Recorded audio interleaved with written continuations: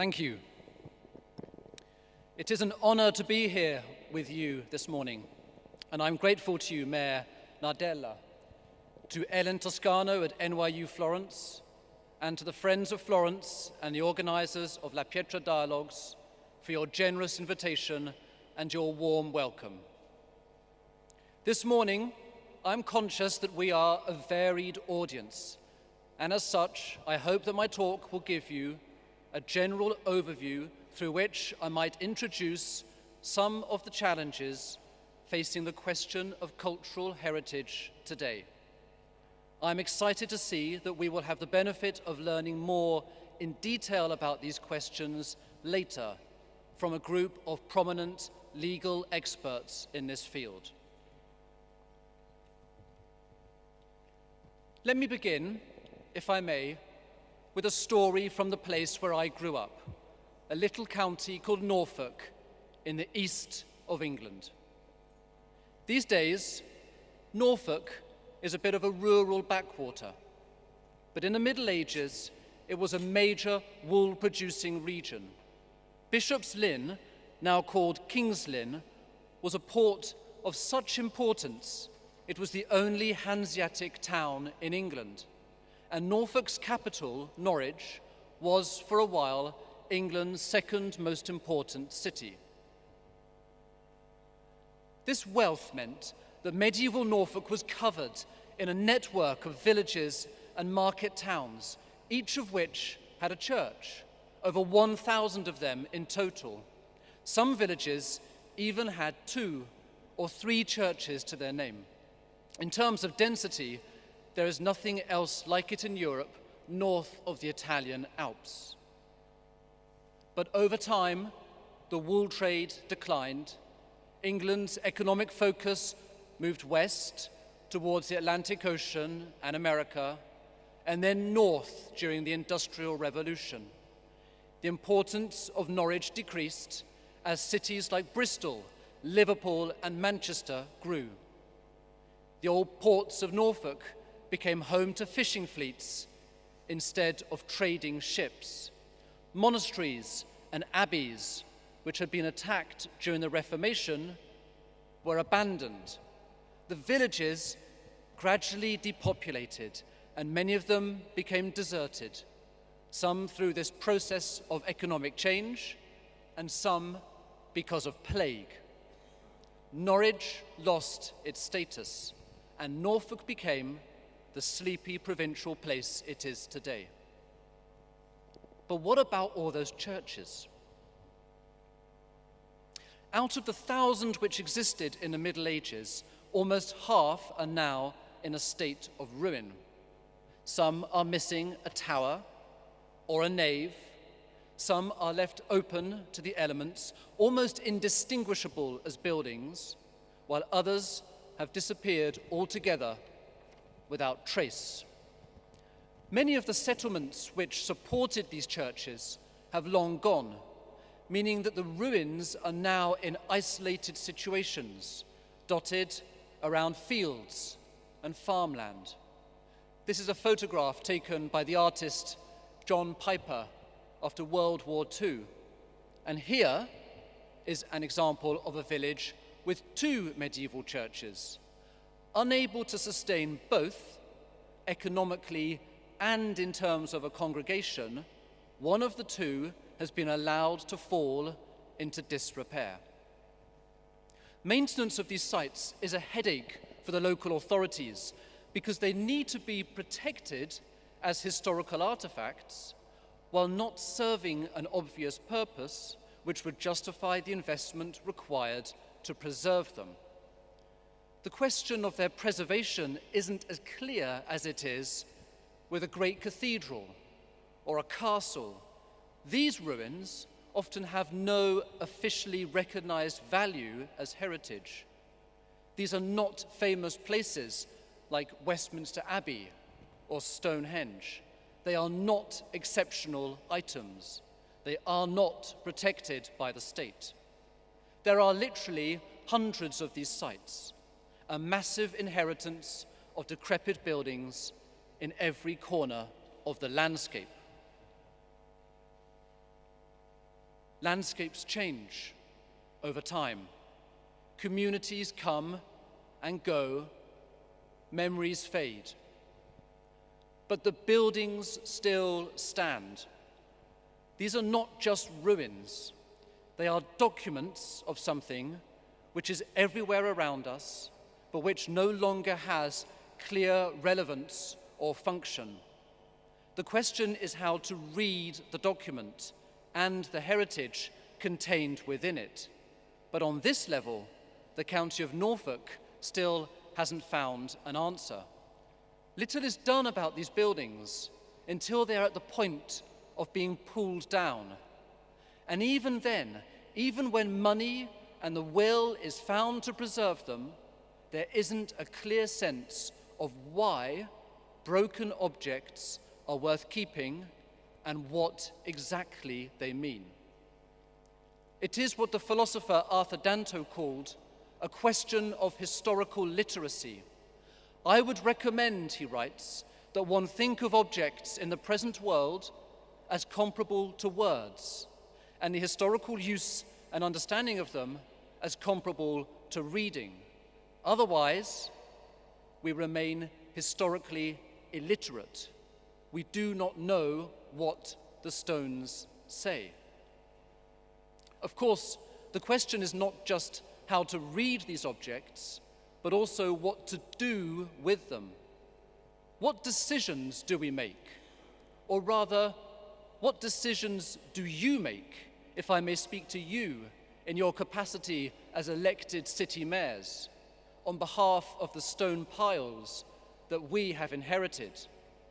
Should we leave these objects as they are to retain their broken authenticity? Or should we preserve them as ruins in some kind of artificially maintained state? Or should we reconstruct them according to how we interpret their history? Should we turn them into perfectly made replicas of what they once were? What should be done now, here in Italy, with those ruins left by the terrible earthquakes in places like Amatrice and Noccia in recent months? Prime Minister Renzi has admirably vowed to rebuild every destroyed property in the affected villages. Yet it is important to remember that his response, the decision to restore, is not always replicated elsewhere. To restore or to rebuild, to protect or to maintain, these dilemmas and decisions show us the extent to which heritage is not static. Images and objects are not static. They are dynamic because they force us to enter a debate about what has value for us, about what we choose to protect and preserve, what we consider to be the landscape we want to keep around us, and what we are willing to let fall apart and disappear. And because this debate depends on the decision-making and the choices made by the guardians of these places, it is not just about history or philosophy or archaeology, but it is also about politics, because the decisions we make about the heritage around us are about power. When I first began working on the history of iconoclasm about 15 years ago, it was something of a slightly obscure academic field, a specialism usually associated with religion and art history, particularly with the Protestant Reformation in Northern Europe. It also extended to other episodes in European history, scholars looking at the destruction of art during the French Revolution, or the bombing campaigns of World War II, and the questions of rebuilding razed cities in Germany, or the restoring of churches and mosques in Bosnia after the wars of the 1990s. I don't need to explain to you why September the 11th, 2001 changed the Eurocentric focus of this debate. In the events that followed, through the American-led intervention in Iraq, the destruction of heritage became a hallmark of the sectarianism which exploded across the Middle East. This was not new. Iconoclasm in an area like southern Iraq can be seen as far back as the early 19th century. But it did become an increasingly regular feature in the Western mind. No longer could decisions about broken objects be seen as an obscure or historical concern over old ruins. Instead, broken heritage was becoming front-page news, forcing us to connect our landscape to different countries and cultures from our own. Over the past 2 years, heritage destruction has become one of the major questions facing the Middle East, particularly in areas of Syria and Iraq controlled by so-called Islamic State. Important cultural sites have been hit, only this time not by floods or by earthquakes, but by people attacking images and objects because of their ideology. The ancient city of Nimrud exists no more. Its famous winged statues have had their faces chipped away, and its walls have been detonated. The Parthian city of Hatra has suffered a similar fate. And in Mosul, a place renowned for the wealth and the diversity of its religious heritage, from Christian monasteries to Muslim shrines, the city museum has been smashed up by sledgehammers. When this happened, many commentators responded with astonishment. But for those of us who work on the question of heritage destruction, these events are not surprising. ISIS have followed a pattern, one which builds on a legacy of the same people attacking the same images and objects in the same parts of the world. Let me give you an example. Before their occupation of Mosul in 2014, ISIS attempted to take the Iraqi city of Samarra, famous for its golden-domed mosque, a place revered as a shrine by Shiite Muslims. Their attack was repelled by government forces and militia, but it showed that for the iconoclast, history repeats itself. In 2006 and 2007, this same mosque was bombed by the predecessors to Islamic State, Al-Qaeda, in Iraq. Al-Qaeda also targeted the Shiite shrines of Najaf and Karbala between 2003 and 2007, the latter of which was also a target for so-called Muwahidun, or Wahhabi fighters, in the early 19th century. Perhaps most famously, Palmyra has been attacked. This is a UNESCO World Heritage Site, which means that it should be given particular protection against the risk of interference and damage. And yet, it fell victim to the Syrian conflict, first to the pilfering of the regime, and second to the iconoclasts of Islamic State. ISIS destroyed several of the most important parts of Palmyra, as well as using its theater to stage the killing of regime troops and the torturing and eventually beheading of its retired head of antiquities. He was over 80 years old. So it is not a coincidence that Syria and Iraq are the target of Islamic State. These are places rich in religious and cultural diversity, among the last truly multicultural corners of the Arab world, and are attacked by those who hate their pluralist identity. The pluralism which has produced paintings and statues, relics and shrines, churches and mosques of Shiite, Sunni, Yazidi, Druze, Catholic, Orthodox, Anglican, and Alawite communities, and which has preserved the old temples and figurines of ancient empires like Nimrud, Babylon, and Hatra. When such objects have been attacked, it has usually been at the hands of fundamentalists who use destruction as a means of imposing a singular worldview over those whom they consider to deviate from it.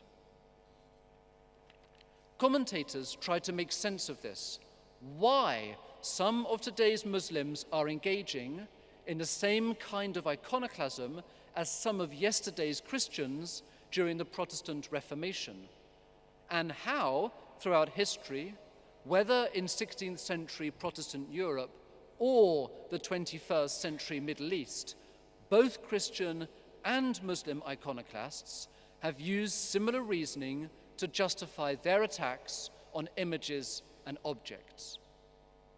Both have an absolutist concept of the true God, which denies other types of belief and visual representation. They reduce their interpretation of the true God to a literal reading of Scripture, focusing on the Abrahamic covenant and the story of Moses and the golden calf, a false idol. They detest traditions which deviate from this concept of truth and which express, in their mind, falsehood. And they are willing to destroy the people and the places, both religious and secular, which uphold those traditions. They call them apostates, polytheists, idolaters. This contested landscape becomes even more complex when we consider some of their targets in places like Iraq and Syria. Many of these heritage sites had, in fact, long been neglected. Ancient cities like Palmyra and Nimrud, which declined in wealth and power centuries ago and became depopulated, and just like those ruined churches in Norfolk I talked about earlier, ended up as broken objects in isolated situations until they were discovered by European archaeologies in the 19th and 20th centuries. What you see here is T.E. Lawrence of Arabia, at an excavation on the Turkish-Syrian border, not far from Raqqa, today's self-declared capital of the Islamic State. How to read that landscape and what to do? Many of the statues considered most valuable in these places were removed and shipped to new national museums in London, Paris, and Berlin, designed to furnish the image that those European capitals were projecting about themselves as colonial powers. This is how decisions surrounding broken images and objects become part of building a culture, a cultural mindset. The object falls into ruin. It remains obscure, but in situ. It is then discovered and interpreted and given value. The best of these objects are relocated to places like the British Museum or the Louvre to be preserved and exhibited, while the rest are left in the desert as authentic ruins until the iconoclasts come along and destroy what remains. Indeed, this culture of placing protective value on heritage, so central to the Western Museum, has actually been used by some Islamic iconoclasts to justify their destruction. The case of the Bamiyan Buddhas in Afghanistan was a notable example. The Taliban detonated these statues as part of a wider campaign against Afghan antiquities. As they did this, the director of New York's Metropolitan Museum of Art pleaded to them, "Let us remove the antiquities so that they are in the context of an art museum, where they are cultural objects, works of art, not cult images or idolatry." The the Taliban responded by condemning the fact that international museums seemed to place value on stone objects while children were dying from the effects of drought, conflict, and economic sanctions. If you are destroying our future with economic sanctions, one Taliban spokesman said, then you have no right to protect our heritage. As one expert put it, the fact that money was offered to save the statues transformed them from artifacts into idols, since they were now being venerated more than human lives, and this reverence necessitated their destruction. In other words, to the Islamic iconoclast, the value and the power we place on cultural heritage is in itself seen as a kind of idolatry. So we see that somewhere between the destruction of heritage on one hand and the protection and exhibition of heritage on the other hand is this question of value and who decides, who has the power over what that value means. Just like the iconoclast distinction between the true God and false idols, conservators and museum curators make a distinction between things which are of true value and things which are not. Both are engaged in a struggle over the interpretation of heritage, a shared landscape in which iconoclasts and archaeologists, political leaders, and museum curators now find themselves. Let me give you an example of what I mean from the history of the Western Museum. This is a depiction of the Basilica of Saint-Denis in 1793 by the artist Hubert Robert. Today, it is situated in the northern suburbs of Paris. The kings of France had been buried there since the 6th century. With the Revolution, the royal tombs were attacked and the contents emptied, clearing away the symbols of the Ancien Régime to construct a new political system, a republic. Iconoclasm actually became enshrined in French law at this time.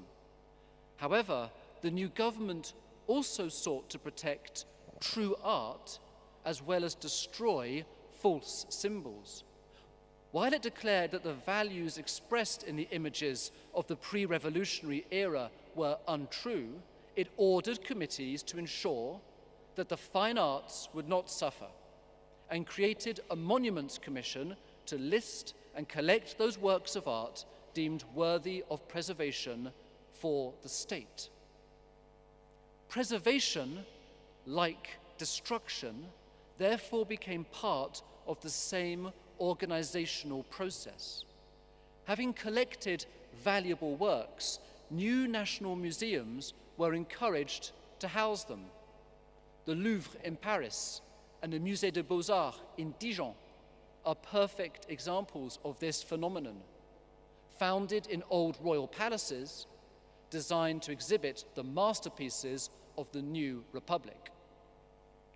So a religious institution like the Chartreuse de Champmole on the outskirts of Dijon, which was the burial place of the Dukes of Burgundy and housed an important collection of medieval art, was shut down.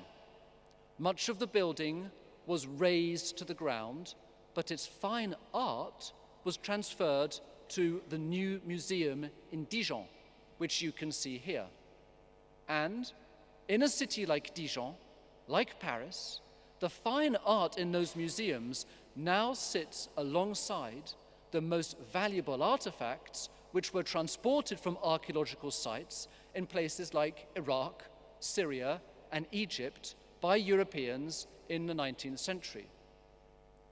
These are the overlaps I'm trying to outline today.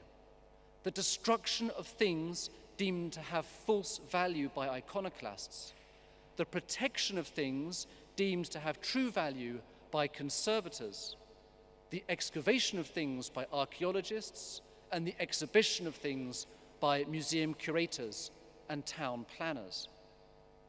Today, this hybrid of destruction, protection, excavation, and exhibition forms the landscape of the world we have built around us today. In Paris, in New York, in London, and in Rome. If there is a main theme that I would like to draw out this morning, then, it is this: that the question of heritage protection is deeply connected to the political processes of power, because it is through decisions of preservation that the cultural and social landscape is shaped for the rest of us. Organizational decisions must be made about the landscape by local authorities, by city mayors, and by town planners, which, by definition, shape a view of the world for the rest of us. They shape our world view. This is at the heart of what it means to have guardianship, a connection between the power of the image, the power of interpretation, and the power of authority. And as many of you will know from your own personal experience and your elected office, it is a guardianship which carries with it a heavy responsibility. So where does this leave us today?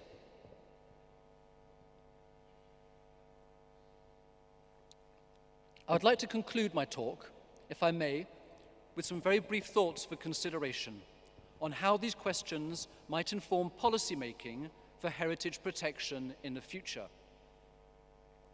My first thought is this: there is a need for a continued and concerted change in mindset so that cultural heritage is truly recognized at the heart of political decision-making. Heritage destruction, once regarded as an academic and niche subject, is now front-page news due in part to the actions of Islamic State. No longer can policymakers put the question to one side or think of it as being less important or immediate than their usual concerns of economy and society. As I've argued today, cultural heritage is economy and society. It cannot be separated. To ignore that fact in the present climate would be, frankly, irresponsible. And when we talk of cultural heritage, it is important to remember that we do not refer only to images and objects. We also talk of language, the power of oral history and the written word, of narrative and memory. We talk of cultural heritage as that great ecosystem of ways in which communities interact within themselves and with each other. That is why the Director General of UNESCO, Irana Bokova, has spoken about the link between cultural heritage and what she calls human society. The destruction of heritage, she says, is an attack on humanity because without heritage, there can be no human society. Thus, UNESCO made clear their position on the humanitarian consequences of the Syrian crisis. In Bokova's words, the protection of heritage is inseparable from the protection of human lives. It is a position that draws on the idea that cultural heritage is something universal, common to us all, and that when we lose a part of it, we lose something of the whole. We lose something of our unity in diversity. Which leads me to my second point. The time for this change in mindset needs to be now.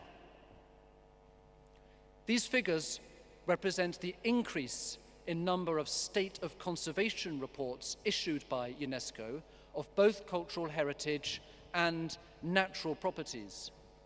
We see a spike during the mid-90s and the Balkan conflicts, and then a steady rise which correlates with an increase in reported cases of destruction by war and civil unrest. Within these figures, 94% apply to the destruction of cultural heritage, mostly in the Middle East. Yet despite these trends, it has to be said that on the state level, there still seems to be an absence of vision or urgency. Too often, cultural heritage is seen by policymakers as a sort of parliamentary luxury, not a priority. I remember some years ago when the UK's Minister of Heritage called his own department the Ministry of Fun. And it is only this year that the UK, my country, introduced legislation to ratify the UNESCO Convention for the Protection of Cultural Property in the event of armed conflict. Too often, initiatives are not fully implemented at the state level or not fully respected on the ground. And this has been a problem not just for the protection of heritage abroad, in conflict zones, but also at home. Too often there is a lack of funding for the sector, leading to a situation where many heritage organizations and institutions struggle financially to function. And too often there is a reticence among policymakers to integrate the question of cultural heritage into their wider thinking about civil society and the economy, even though research has demonstrated that the cultural environment has an impact on the health, wealth, and well-being of people and communities. Which brings me to my final thought, the need that we have for leadership in this respect. I believe that we are at present looking at a window of opportunity. Initiatives like UNESCO's Unite for Heritage campaign, the hard work of many national and international organizations, local institutions, and academic experts, some of whom are here today, together with a raised awareness in the media, have created a new momentum in the heritage debate. But there still remains much to do. I would suggest, based on what I've talked about this morning, that while states obviously have a role in terms of intervention and funding in heritage protection, more could still be done to encourage local authorities, local mayors, local organizations, and stakeholders to come together on an international level to share their knowledge and resources about an issue which most of them share in common. Not dissimilar, in fact, to what is being done here today. We know that such an approach has been successful elsewhere in overcoming cases of environmental destruction, for example, and also in tackling the problem of religious radicalization within communities. It is a model based on the premise of local empowerment and international dialogue. And we know that in a city like Mosul, or any city damaged by the effects of sectarianism, such a model is the only way forward if we are to have hope that its heritage can be restored in the future. Who better to lead this forward than city mayors? I am reminded of the words of the past mayor of this city, Mario Primicerio, who said this about the flood of 1966 and the work of the famous mud angels in repairing the damaged fabric of Florence. What we were doing was dictated by the desire to give back the traces of the history of the past to future generations, so that it could be used for the growth of people who perhaps had yet to be born. It was the international community that worked to try to save Florence, this unique patrimony which belonged to the whole world. I can think of no ideal better than that for facing the challenges that lie ahead in rebuilding cities like Aleppo and Mosul. Locals working together in international partnership. The experience of an old city in Italy which shares its knowledge and resources to help an old city in Syria. and what a partnership that would be, where the restored cities of the past can become the restoring cities of the future. Thank you.